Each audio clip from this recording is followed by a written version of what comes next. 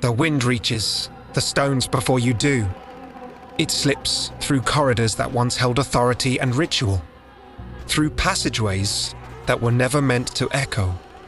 The walls rise without mortar, without cement, without apology.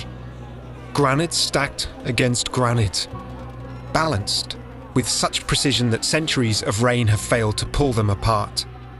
No invader shattered them. No fire blackened them. They remain exactly as they were intended to remain. And yet, the people who built them are gone.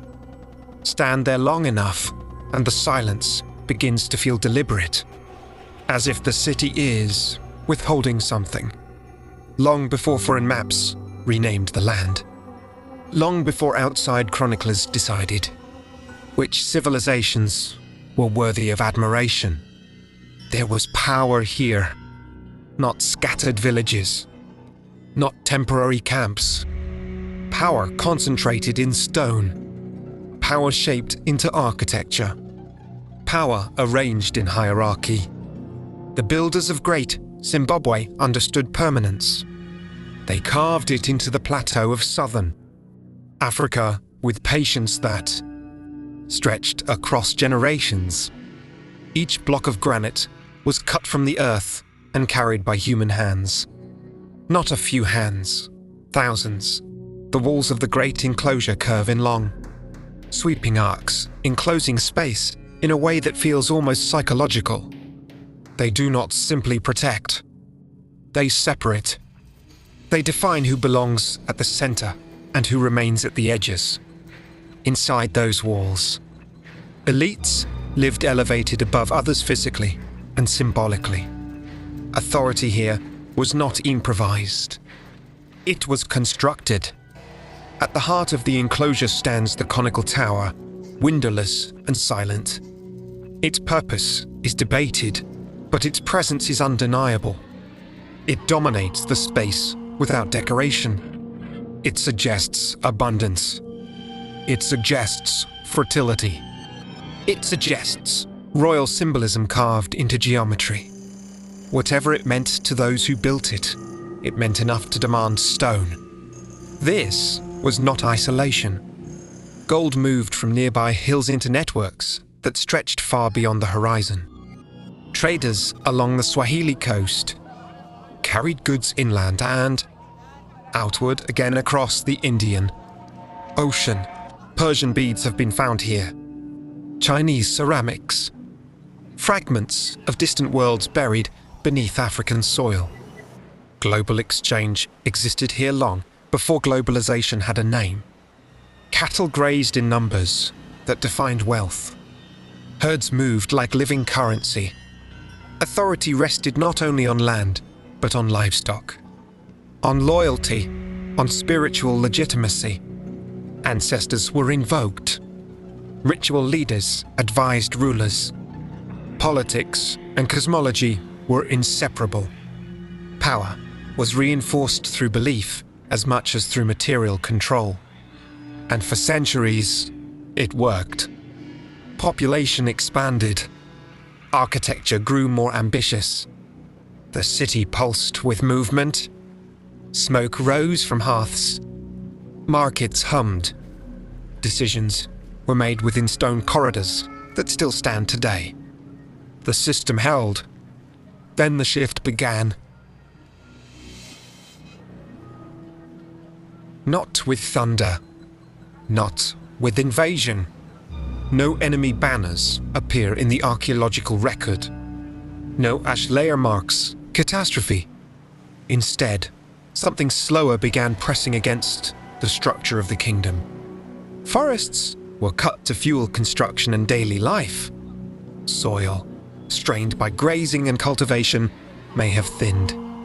Drought cycles may have tightened their grip on the plateau.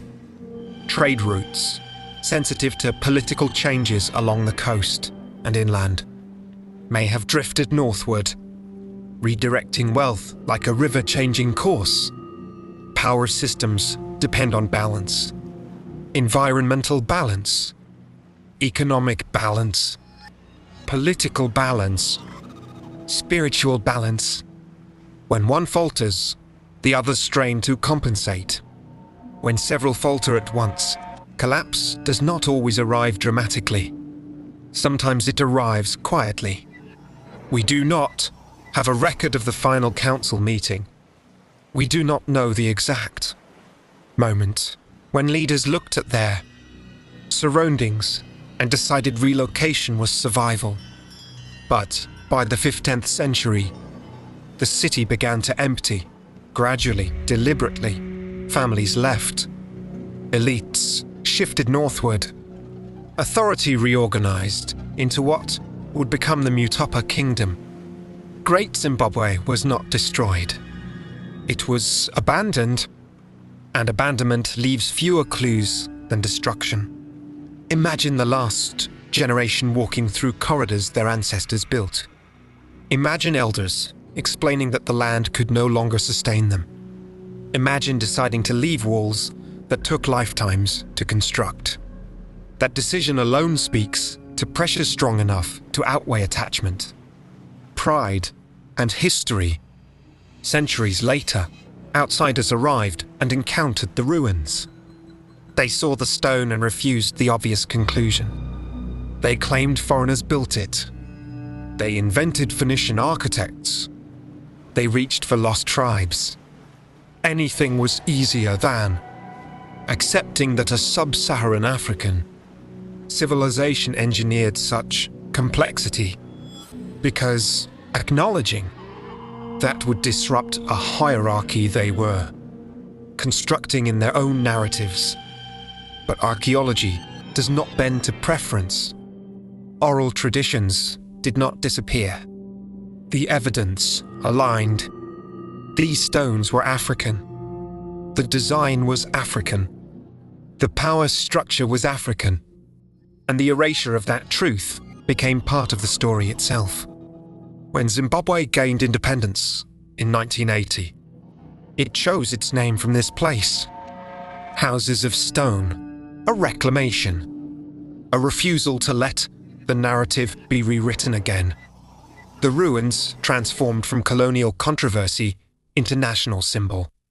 Yet, even reclaimed pride does not answer the lingering question. Why leave? Environmental strain is one explanation. Political restructuring is another. Trade reorientation offers its own logic. None alone feels sufficient. Perhaps the truth lies in their intersection. Civilizations are ecosystems. They collapse not always from one blow, but from cumulative stress.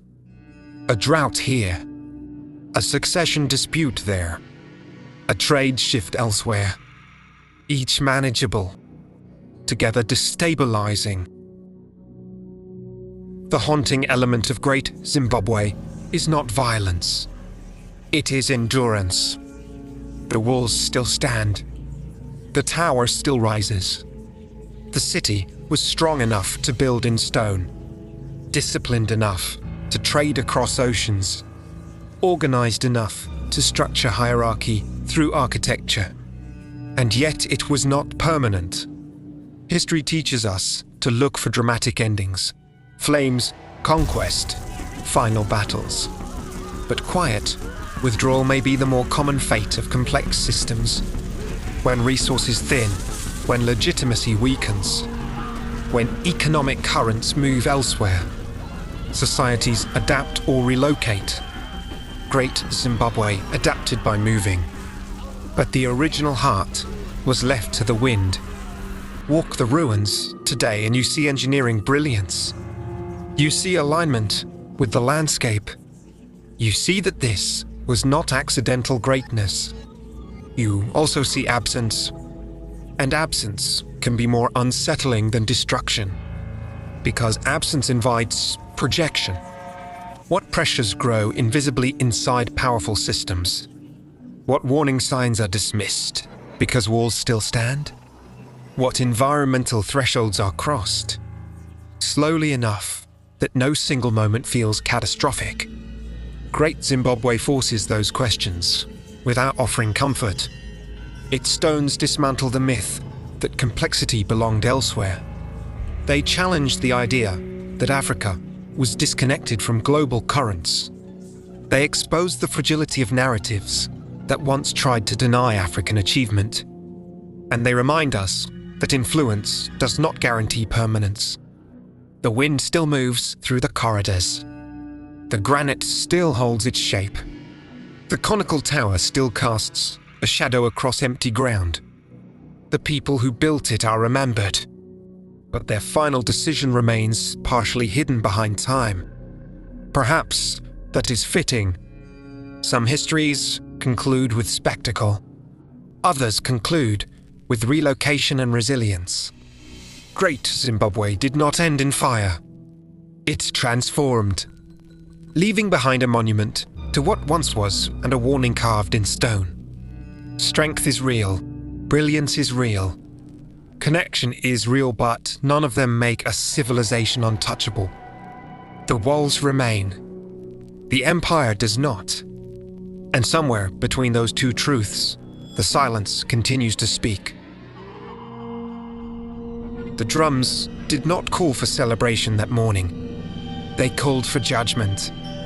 Before the sun rose, fully over the red earth of West Africa, warriors were already assembled in disciplined silence, spears upright, eyes forward. No trembling, no hesitation.